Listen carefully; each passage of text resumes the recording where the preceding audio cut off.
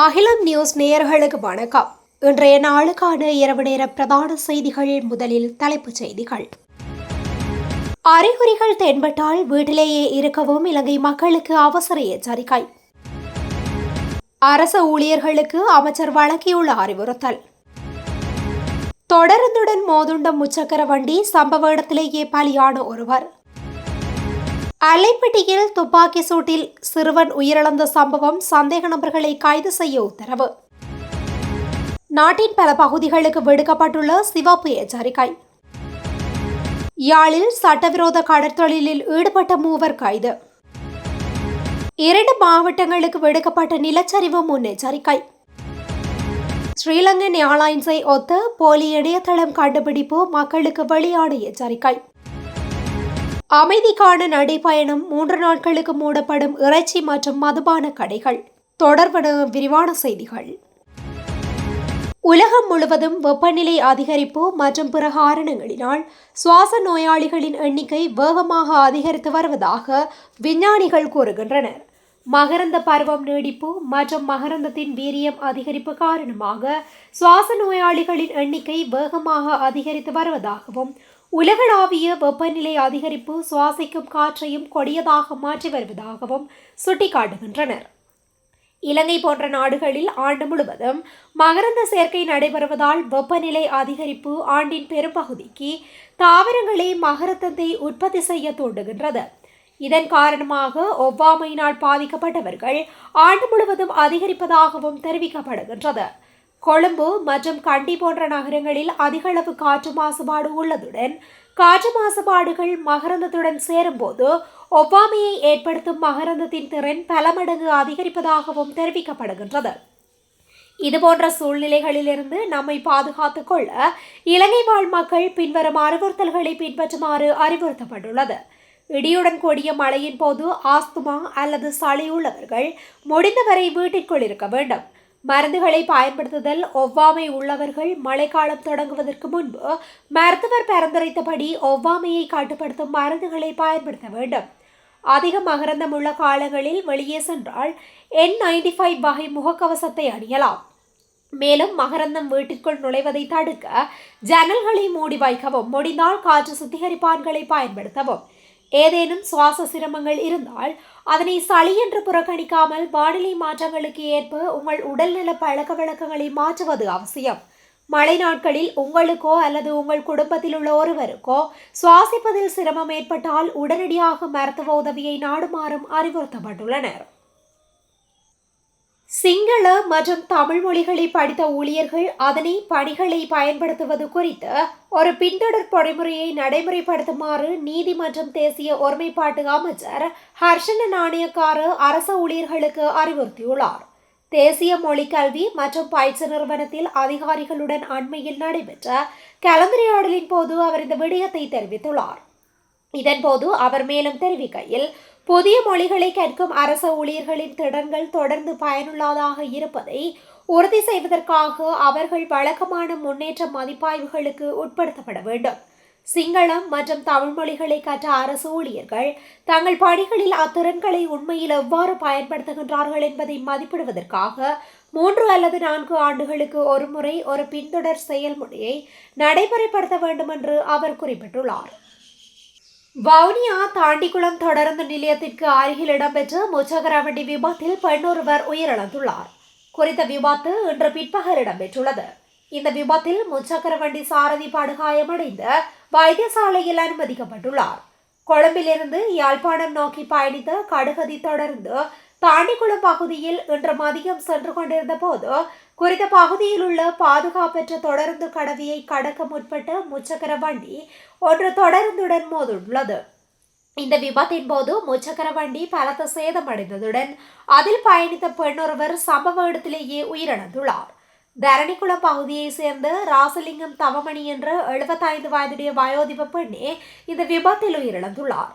மேலும் முச்சக்கர வண்டியை செலுத்திய சாரதி கவலைக்கிடமான நிலையில் வவுனியா மாவட்ட பொது வைத்தியசாலையில் அனுமதிக்கப்பட்டுள்ளார்.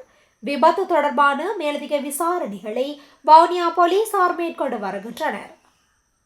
அல்லைப்பட்டியில் போலீசார் மேற்கொண்ட துப்பாக்கி பிரயோகத்தில் சிறுவன் படுகொலை செய்யப்பட்டமை தொடர்பில் பாதிக்கப்பட்ட தரப்பினருக்கு நம்பிக்கை விசாரணைகளை முன்னெடுத்து சம்பவத்துடன் தொடர்புடைய நபர்களை கைது செய்து நீதிமன்றில் முற்படுத்துமாறு ஊர்காவற்துறை நீதிமன்ற நீதவான் அனீஃபா ராஜீவ் மத்திய குற்றப்புலனாய்வு பிரிவினருக்கு உத்தரவிட்டுள்ளார். அல்லைப்பட்டி பகுதியில் கடந்த பிப்ரவரி மாதம் 10ஆம் திகதி கடமையில் இருந்த போலீஸ் உத்தியோகஸ்தர்களின் கட்டளையை மீறி ஹயஸ் ரக வாகனத்தை செலுத்தினார் என போலீசார் மேற்கொண்ட துப்பாக்கி சூட்டில் 17 வயது சிறுவனான அருள் ஃபயாஸ் உயிரிழந்திருந்தார். குறித்த சம்பவம் தொடர்பிலான வழக்கு விசாரணைகள் நேற்றைய தினம் ஊர்காவற்துறை நீதவான் நீதிமன்றத்தில் விசாரணைக்கு எடுத்துக் கொள்ளப்பட்டது. அதன்போது கடந்த வழக்கு தவணையில் குறித்த சம்பவம் தொடர்பில் கொழும்பு குற்றப்புலனாய்வு பிரிவினர் விசாரணைகளை முன்னெடுக்க வேண்டும் என பாதிக்கப்பட்டவர்களின் நலன் சார்ந்து மன்றில் முன்னிலையான சட்டத்தரணிகள் விண்ணப்பம் செய்ததை அடுத்து நீதிமன்ற விசாரணைகளை குற்றப்புலனாய்வு பிரிவினருக்கு மாற்றுமாறு போலீஸ் மா அதிபருக்கு உத்தரவிடப்பட்டிருந்தது. இந்த நிலையில் குற்றப்புலனாய்வு பிரிவினர் பல வழக்குகள் தொடர்பிலான விசாரணைகளை முன்னெடுப்பதனால் கடும் வேலைப்பளு காரணமாக வழக்கு விசாரணைகளை மத்திய குற்றப்புலனாய்வு பணியகத்திற்கு பரப்பப்படுவதாக கடந்த 7ஆம் திகதி திகதியிடப்பட்ட கடிதமூடாக மன்றிற்கு போலீஸ் மா அதிபர் அறிவுறுத்தினார். அதனைத் தொடர்ந்து மத்திய குற்றப்புலனாய்வு பணியகம் வழக்கினை பாரமெடுத்து விசாரணைகளை ஆரம்பித்துள்ளது. இந்த நிலையில் நேற்றைய வழக்கு விசாரணையின் போது மத்திய குற்றப்புலனாய்வு பணியக அதிகாரிகள் மன்றில் முன்னிலையாகி ஊர்காவற்துறை போலீசாரின் குறிப்பேடுகள், விசாரணை அறிக்கைகள், சம்பவத்திற்கு பயன்படுத்தப்பட்ட துப்பாக்கிகள் என்பவற்றை தாம் பாரமெடுத்துள்ளதாகவும் நீதிச்சேவை ஆணைக்குழுவின் சுற்றறிக்கைக்கு அமைவாக துப்பாக்கிகள் யாழ்ப்பாண தலைமை போலீஸ் நிலையத்தில் பாதுகாப்பாக ஒப்படைக்கப்பட்டுள்ளதாகவும் தாம் தொடர் விசாரணைகளை முன்னெடுத்து வருவதாகவும் மன்றில் தெரிவித்தனர். அதனை அடுத்து பாதிக்கப்பட்ட தரப்பினருக்கு நம்பிக்கை தரும் வகையில் விசாரணைகளை முன்னெடுக்குமாறு அறிவுறுத்திய மன்று சந்தேக நபர்களை விரைவாக கைது செய்து மன்றில் முற்படுத்துமாறு உத்தரவிட்டது. அத்துடன் வழக்கினை எதிர்வரும் மே மாதம் 22ஆம் திகதிக்கு மன்று திகதியிட்டுள்ளமையும் குறிப்பிடத்தக்கது. நாட்டின் பல பகுதிகளுக்கு இடியுடன் கூடிய மழை மற்றும் மின்னல் தாக்கம் தொடர்பில் வளிமண்டலவியல் திணைக்களம் எச்சரிக்கை விடுத்துள்ளது. அதன்படி மேல் சப்ரகமுவ, மத்திய, வடமேல், வடமத்திய, தென், ஊவா மாகாணங்களிலும் அம்பாறை மற்றும் மட்டக்களப்பு மாவட்டங்களிலும் இன்று பிற்பகல் இடியுடன் கூடிய மழையும் மின்னல் தாக்கங்களும் ஏற்படக்கூடும் என எதிர்பார்க்கப்படுவதாக தெரிவிக்கப்பட்டுள்ளது. இது தொடர்பான முன்னறிவிப்பில் மேலும் இடியுடன் கூடிய மழை பெய்யும் சந்தர்ப்பங்களில் தற்காலிகமாக பலத்த காற்று வீசக்கூடும். எனவே மின்னல் தாக்கங்களினால் ஏற்படக்கூடிய பாதிப்புகளை குறைத்துக் கொள்ள தேவையான முன்னெச்சரிக்கை நடவடிக்கைகளை மேற்கொள்ளுமாறு வளிமண்டலவியல் திணைக்களம் பொதுமக்களை கேட்டுக்கொண்டுள்ளது. யாழ்ப்பாணம் வடமராட்சி கிழக்கு கட்டைக்காடு பகுதியில் மேற்கொள்ளப்பட்ட சுற்றிவளைப்பில் சட்டவிரோத கடற்தொழிலில் ஈடுபட்ட 3 பேர் கைது செய்யப்பட்டுள்ளனர். குறித்த திடீர் சுற்றிவளைப்பு நடவடிக்கை நேற்று இடம்பெற்றுள்ளது. இதன்போது சட்டவிரோதமாக ஒளிப்பாச்சி கடற்தொழில் நடவடிக்கையில் ஈடுபட்ட 3 நபர்கள் மற்றும் 3 படகுகளுடன் கைது செய்யப்பட்டுள்ளதாக தெரிவிக்கப்படுகின்றது. வடமராட்சி கிழக்கு பகுதியில் தொடர்ச்சியாக சட்டவிரோத கடற்தொழில் நடவடிக்கைகளில் பலர் ஈடுபட்டு வருவதாக சிறு கடற்தொழிலாளர்கள் முறைப்பாடு முன்வைக்கப்பட்டு வந்த நிலையில் கடந்த சில நாட்களாக இந்த விசேட நடவடிக்கைகள் மேற்கொள்ளப்பட்டு வருவதாக தெரிவிக்கப்படுகின்றது. இதன் ஒரு பகுதியாக காங்கேசந்துறையில் இருந்து மிக ரகசியமாக வரவழைக்கப்பட்ட கடற்படையின் அதிவிரைவு ரோந்து படகுகள் வடமராட்சி கிழக்கு கடற்பகுதியை திடீர் சுற்றி வளைப்பு செய்துள்ளனர். இதன்போது சட்டவிரோதமாக ஒளிப்பாய்ச்சி தொழிலில் ஈடுபட்டுக் கொண்டிருந்த 3 நபர்கள் 3 படகுகளுடன் கைது செய்யப்பட்டதாக கூறப்படுகின்றது. குருநாகல் மற்றும் ரத்னபுரி மாவட்டங்களில் உள்ள பல பிரதேச செயலக பிரிவுகளுக்கு தேசிய கட்டட ஆராய்ச்சி நிறுவனம் நிலச்சரிவு முன்னெச்சரிக்கை அறிவிப்பை வெளியிட்டுள்ளது.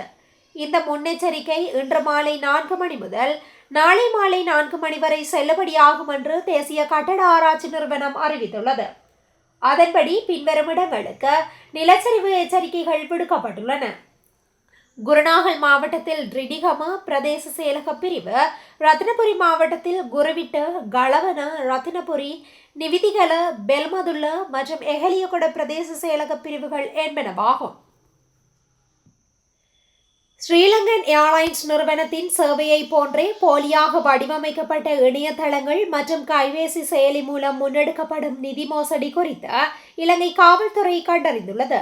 இந்த மோசடியில் ஈடுபடுபவர்கள் வாட்ஸ்அப் கணக்குகள் மூலம் பொதுமக்களை தொடர்பு கொண்டு srilankan.wuozuo.cc மற்றும் srilankan.vaco.cc மற்றும் srilankan.krgo.cc ஆகிய 3 மோசடி இணையதளங்கள் வழியாக srilankan.apk எனும் கைபேசி செயலியை பதிவிறக்கம் செய்யுமாறு அறிவுறுத்துவதாக காவல்துறை ஊடகப் பிரிவு தெரிவித்துள்ளது.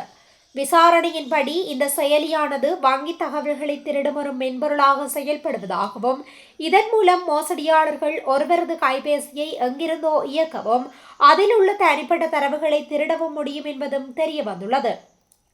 குறிப்பாக ஒருமுறை பயன்படுத்தப்படும் கடவுச்சொற்கள், அதாவது OTP இலக்கம், வங்கி கணக்கு விவரங்கள் மற்றும் கைரேகை, முக அங்கீகாரம் போன்ற பாதுகாப்பு தரவுகளை திருடி பாதிக்கப்பட்டவர்களின் வங்கி செயல்களுக்குள் அத்துமீறி நுழைந்து பணத்தை திருடுவதாக காவல்துறை எச்சரித்துள்ளது. இந்த மோசடி நடவடிக்கைகளுடன் 077455836 மற்றும் 0117771979 07411422008 மற்றும் 07757912009 அத்துடன் 07432682000 ஆகிய தொலைபேசி எண்கள் தொடர்புடையவை என அடையாளம் காணப்பட்டுள்ளன. அதன்படி உடனடி நிதி நன்மைகள் கிடைக்கும் என்ற ஆசை வார்த்தைகளை நம்பி பொதுமக்கள் ஏமாற வேண்டாம் என்றும் இத்தகைய போலியான செயலிகளை பதிவிறக்கம் செய்வதை தவிர்க்குமாறும் காவல்துறை வலியுறுத்தியுள்ளது.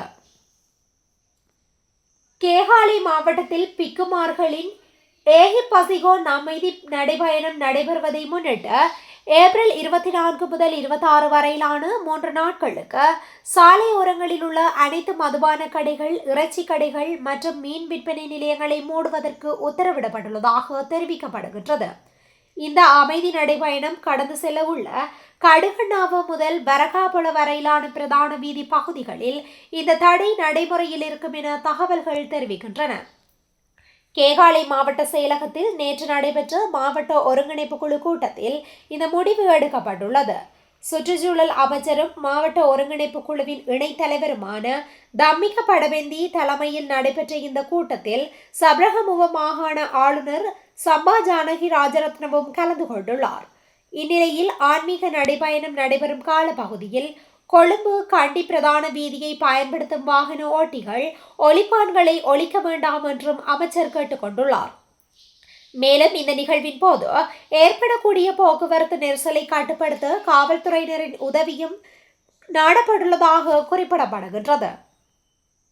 இத்துடன் இன்றைய நாளுக்கான இரவு நேர பிரதான செய்திகள் நிறைவடைகின்றன. தொடர்ந்து இதுபோன்ற செய்திகளை உடனுக்குடன் அறிந்து கொள்ள அகிலம் நியூஸுடன் இணைந்திருங்கள். நன்றி, வணக்கம். அகிலம், மாற்றத்திற்கான மக்கள் குரல். இந்த வீடியோ பிடிச்சிருந்தா லைக் பண்ணுங்க, கமெண்ட் பண்ணுங்க, ஷேர் பண்ணுங்க. மறக்காம கீழே இருக்க பெல் ஐகானை கிளிக் பண்ணுங்க.